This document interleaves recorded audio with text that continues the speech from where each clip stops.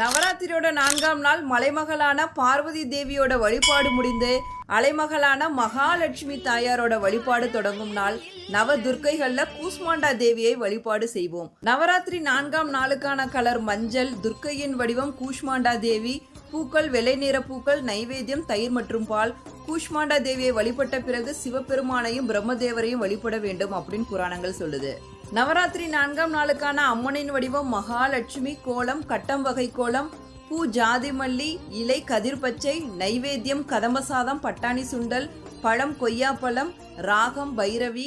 அமிர்தத்தை எடுக்க பார்க்கடலை கடைந்த போது அதிலிருந்து வெளிவந்த தாயார்தான் ஸ்ரீதேவியான மகாலட்சுமி தாயார். அலைக்கடல்ல உதித்த தாயார் அப்படிங்கறனாலதான் அம்பிகைக்கு அலைமகள் அப்படிங்கிற பெயரே வந்தது. பார்க்கடலில் உதித்து பரந்தாமனை அடைந்த மகாலட்சுமி தாயார் சகல ஐஸ்வர்யங்களுக்கும் அதிபதியாக இருக்கிறார். மகாலட்சுமி தாயாரை வணங்கணும்னா பணம் மட்டும் இல்லாம 16 வகையான செல்வங்களும் நம்ம வீடு வந்து சேரும்.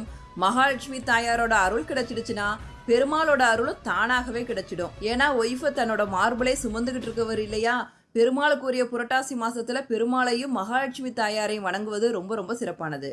இந்த பிரபஞ்சத்தையே படைத்த சக்தி தான் கூஷ்மாண்டா தேவி. கூனா சிறிய, உஷ்மானா வெப்பம், அண்டானா அண்டமுட்டை.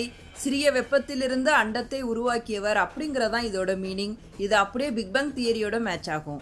பிரபஞ்சம் கூஷ்மாண்டா தேவியால் உருவாக்கப்பட்டதாக கருதப்படுகிறது. உலகத்தை உருவாக்கிய தாய் என்பதால் பக்தர்கள் கேட்ட வரங்களை உடனே தந்திடுவாள் கூஷ்மாண்டா தேவி.